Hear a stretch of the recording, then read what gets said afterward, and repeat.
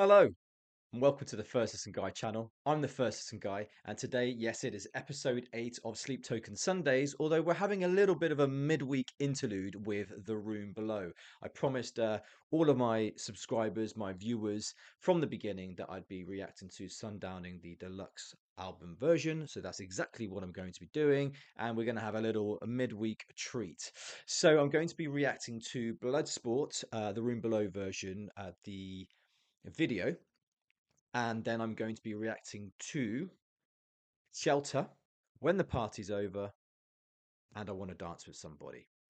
And I am really, really intrigued as to why he specifically chose those last two songs as well. And also Shelter. Obviously, it's his own song. It's fascinating to see why it didn't make the album, but it's made the room below. Before we get into it, obviously, Sundowning, everyone that's started on this journey with me know that I'm viewing this all through the Jungian lens, which has been just such a way of looking at things that I never thought I would. I've never come across Carl Jung and his sort of psychological theories ever before in my life. But since I've stumbled upon this theory, I have been reading this pretty much every day, to be honest. And it's really got hold of me because I just think there's so much correlation there between what Vessel is talking about, the inner traumas. And for me, Sundowning is all about the symbolization of the inner battle between the ego, the man behind the mask, who's using Vessel as a vessel to portray, I guess, his struggles and also his resistance and suppression of the trauma and the shadow. And Sleep, I've come to realize more and more as we went through the album that Sleep is more of a psychopomp, of a teacher, a guide, holding the ego's hand towards the darkness to eventually face the trauma and the shadow, which in my interpretation, I don't believe we've found out what that is yet. And that could be anything from, a lover, a breakup, some kind of emotional wreckage that happened in his past that we are yet to uncover. So let's get started because I really want to crack on with this, and then on Sunday all will resume with the starting of This Place Will Become Your Tomb. All right, first listen. Bloodsport from the room below.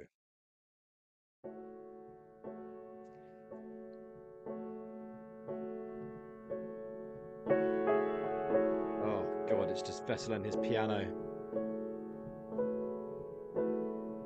Wanna roll the numbers, wanna feel my stars align again.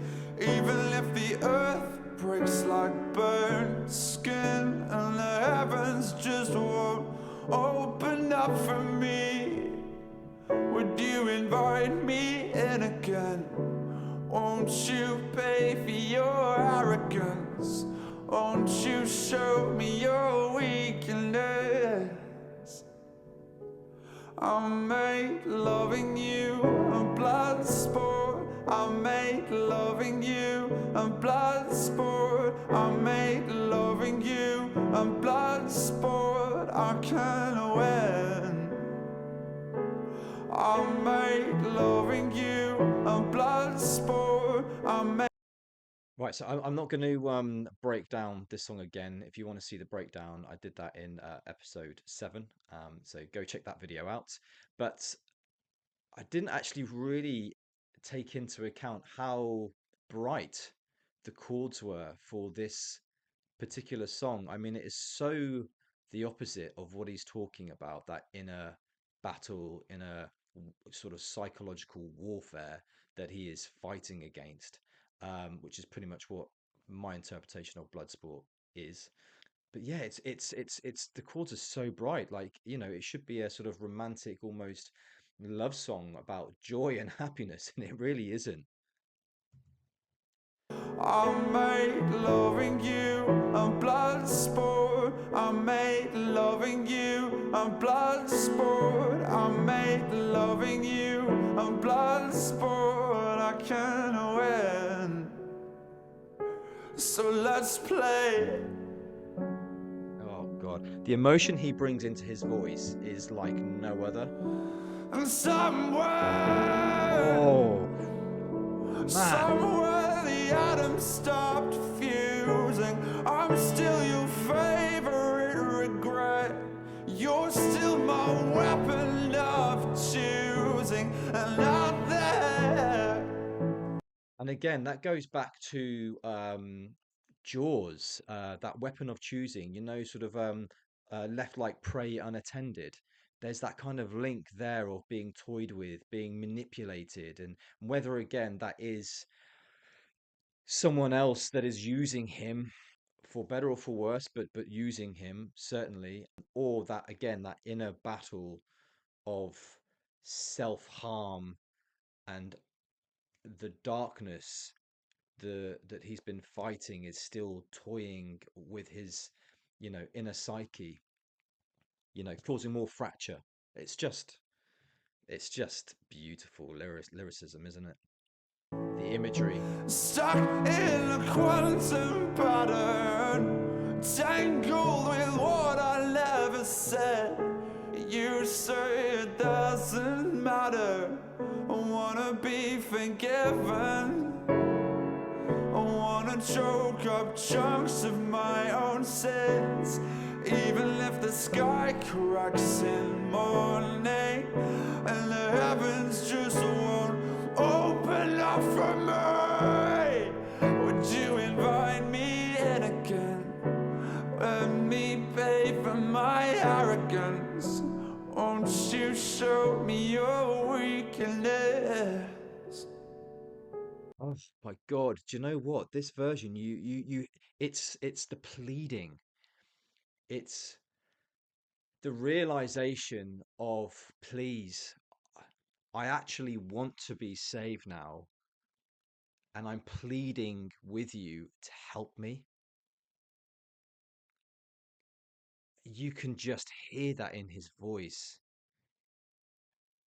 Oh God, it's just heart-wrenching. I made loving you a blood sport. I made loving you a blood sport. I made loving you a blood sport. I can't win. I made loving you a blood sport. I made loving you a blood sport. I made loving you a blood sport. I can win. And somewhere the atoms stopped fusing. I'm still your favorite regret, and you're still my weapon of choosing. And out there, stuck in a quantum pattern, tangled with what I never said. You say it doesn't matter. Oh my God.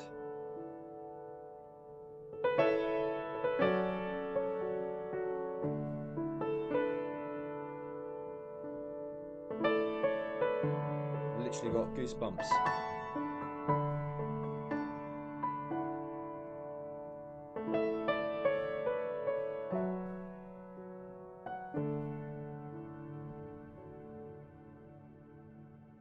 Tiny little bit of strings in the background there. Oh, Vessel.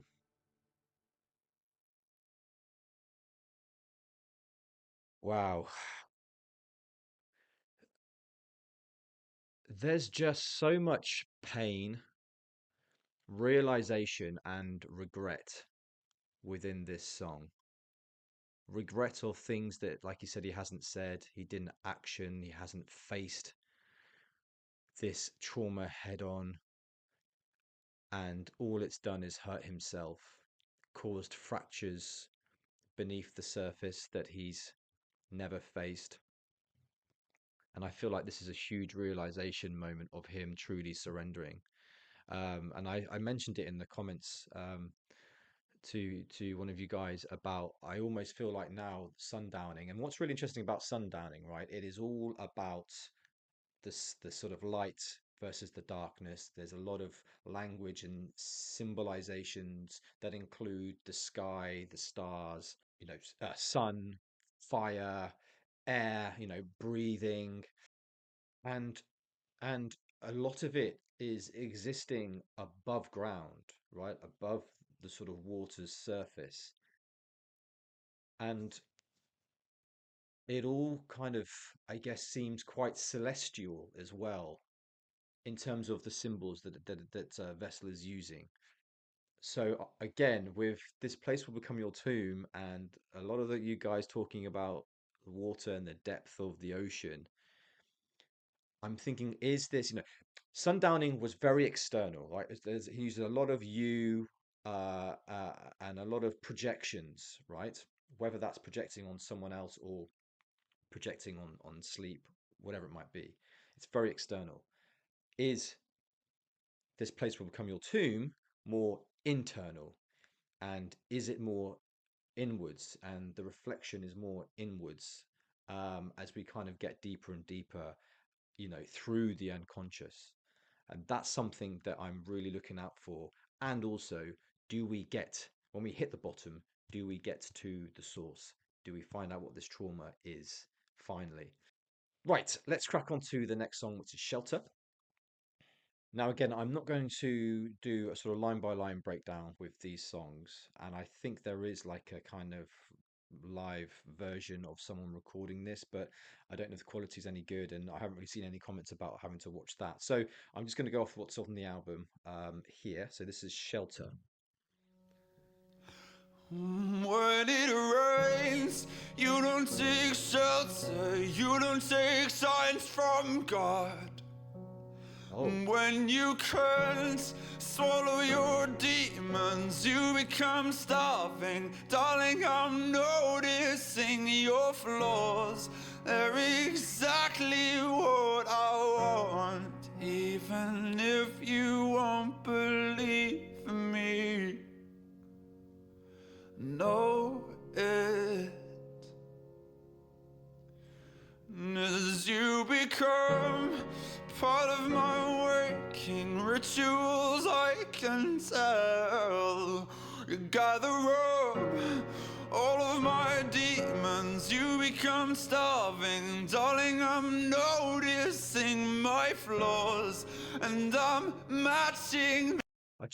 he uses the word sort of darling and romanticizes the relationship between him and sleep, I think, a lot throughout Sundowning and the sort of language that he uses. So, I can see why a lot of people will say, that it's talking about a past lover, which it totally could be. It totally could be, and I am open to that, and it probably is, to be honest.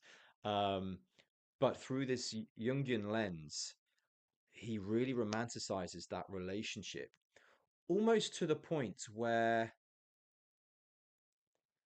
and I don't know if I'm going way off script here, but if there is a lover, or it could even be like a loved family member, like his mum, that's just really, really, that he holds dearly. I don't know if she's still alive, um, but it could be the fact that he's talking to sleep as though it is the lover or it is his mum, because that's the relationship that he's either lost or he's yearning for, or because it comforts him. It could be a comfort blanket. And so that's the kind of imagery that he's placing on top of sleep, because it helps him to connect and also comforts him when he's going towards the darkness. I don't know, but I'm just trying to kind of figure out that sort of the words that he used and why he's romanticizing it so much. It's just really interesting. Them with yours, won't you take me where you're going Hmm. this time? And no matter the cost of rain, I will shelter you all the same. Oh,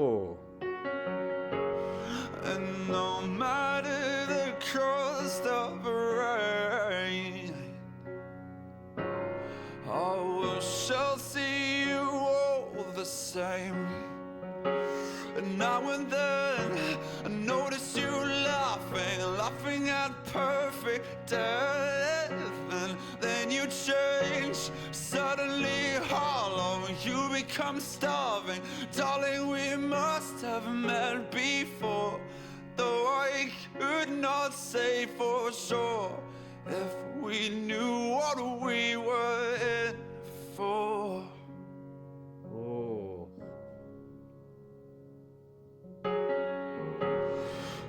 No matter the cost of rain, I will shelter you all the same. Section. No matter the cost of rain, I will shelter you all the same. Yeah, yeah. And no matter the cost of rain, I will shelter you all the same. No, no matter the cost of rain, I will shelter you all the same. Wow. So that was Shelter from the Room Below. I mean, again, a beautiful song. He's just so incredibly talented. In terms of, I guess, where this kind of fits, and do you know what? I'm kind of getting the sense already that from the room below, it's you've had this whole relationship and struggle and suppression and resistance and the sort of journey of descent towards the ocean, right? Of sundowning. This is almost like a kind of epilogue of that. And because it's so stripped back and bare, it feels kind of like a waiting room of the ego sitting in the darkness, kind of taking everything in that it's learnt so far from its journey in sundowning and trying to process it. And with that shelter, it's more like, for me, the first time that the ego has really truly thought of protecting the trauma instead of trying to resist it. So if we take the symbol of its rain, and that symbolizing pain, grief, all those raw emotions that he's been suppressing, and that he's now willing to shelter it or shelter you from that pain. It's almost like he's accepting that pain. And is this the start of integration and accepting or starting to accept the trauma and both the ego and the shadow coexisting as one? Wow, a beautiful, beautiful song. Really beautiful. Okay, let's head on to When the Party's Over. Okay, so this is the Billie Eilish cover, right? So I've heard it, but I don't really haven't taken any paid any attention to the lyrics as such. So let's see what Vessel does with this. Don't you know I'm no good for you? I've learned to lose, you can't afford to. Tore my shirt to stop you bleeding, Oh God. but nothing ever stops you leaving.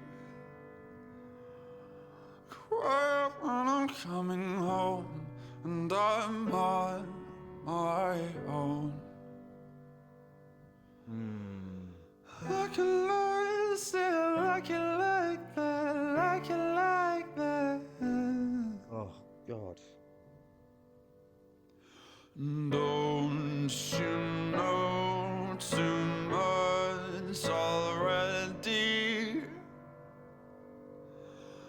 I'll only hurt you if you let me. Call me friend, but keep me closer. Oh. Call me friend, but keep me closer. Wow. And what's that saying? You keep your friends close and your enemies closer. So, oh God, call me friend, but keep me closer.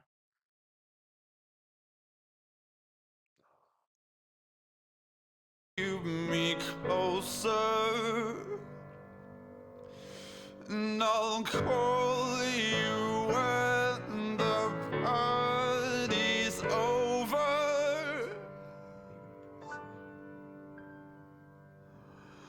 Quiet when I'm coming home, I'm on my own. Like it like, say it like it like that, like it like that. Like it like, say it like it like that, like it like that.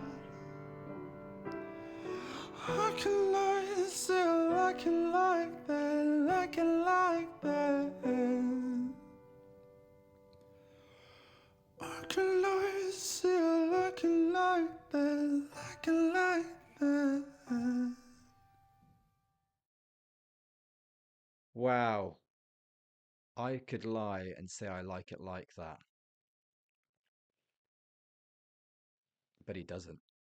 He doesn't like being by himself. And this is almost yearning, isn't it, to be with someone, something, feeling alone or detached or separated.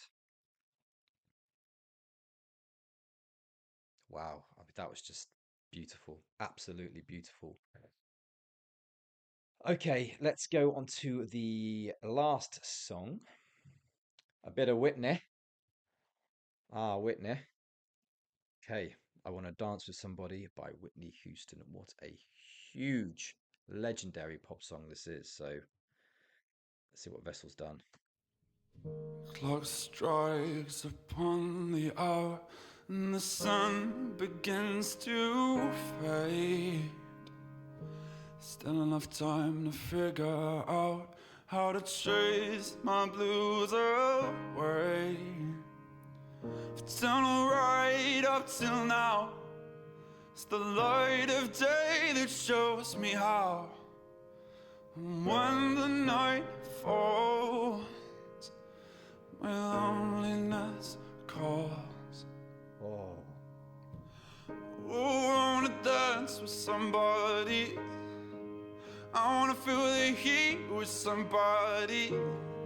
Yeah, I wanna dance with somebody.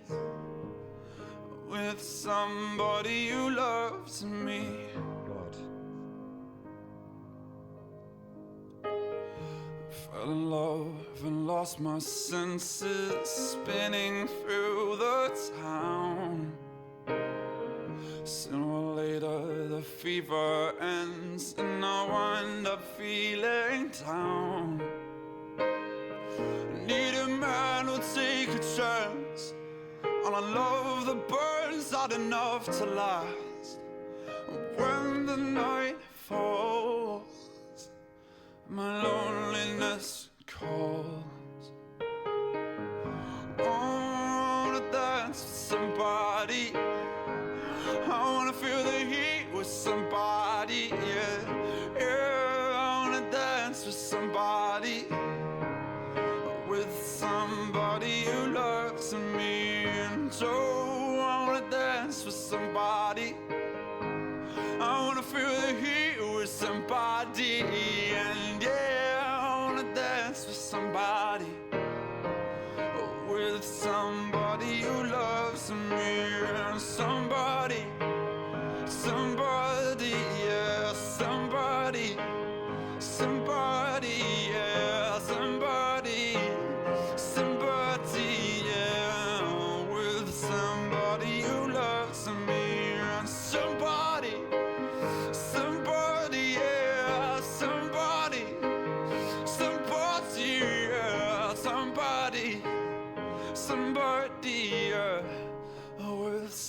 somebody who loves me.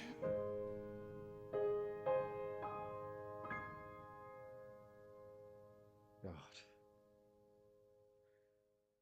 How does the man do this? You take a world-renowned pop song that is legendary from one of the world's most famous female artists, and you change the context of it, and you change the meaning of. I mean, this is one of the most sort of, I guess, repeated party songs, you know, of everyone having a good old time, and yet Vessel has managed to turn it on its head and created this song to mean something completely different. For me, when the night falls, my loneliness calls. I mean, this is, and it kind of goes back to the Billie Eilish cover as well. I could lie and say that I like it like that. I could lie and say that I'm okay when the night falls, when I'm by myself at home. But no, he's longing for someone, something, whether that is a partner, whether that is a friend, or whether that is integration or being whole again. But it is a longing for something, and that's what I'm kind of getting from here. And as I said earlier, for me, this is an epilogue of sundowning and the man just sitting with his thoughts, as he has pretty much said in these songs, by himself, contemplating it all. What does it all mean? And I think this is a great way of going into this place will become your tomb, because is he going to make that conscious decision of integration and descent into the unconscious to face the shadow? I'm also really intrigued as well to see if sleep's in a lot of these songs, or is sleep kind of taking a back seat in this album. Really interesting. I also wanted to share just a couple of things that I kind of wrote down, that I found quite sort of interesting, that I read upon when From the Room Below was released. It was released during the summer solstice, right? So now, obviously, we know that the summer solstice is the longest day of the year, and the sun is at its peak. So I had a couple of thoughts as to why maybe Sleep Token released From the Room Below then. And if we take the sort of Jungian lens of the ego representing daylight, the sun, could that be representing the ego holding on for dear life just one more time before going into darkness? And so it's prolonging that inevitability of descending again. Or it could be re-enhancing that threshold of light and darkness by it being the sun being at the peak and eventually going into darkness. Or is it emphasizing actually that yes, no matter how much light you bring to this, there's always darkness at the end? So I don't know. I kind of that just sat with me late last night. I was thinking, but why release it then? And so I was pondering. I wrote a few sort of ideas down. Again, I don't know if they make any sense, but I just find it really, really, really interesting. So anyway, so that was From the Room Below. Thank you for being here midweek. Nice little treat for all of us. And on Sunday, all will resume back to normality for episode 9, which is going to be the beginning of This Place Will Become Your Tomb. I'll see you then. Welcome to the show. I'm the first singer, taking it all in. Let the record play, let the journey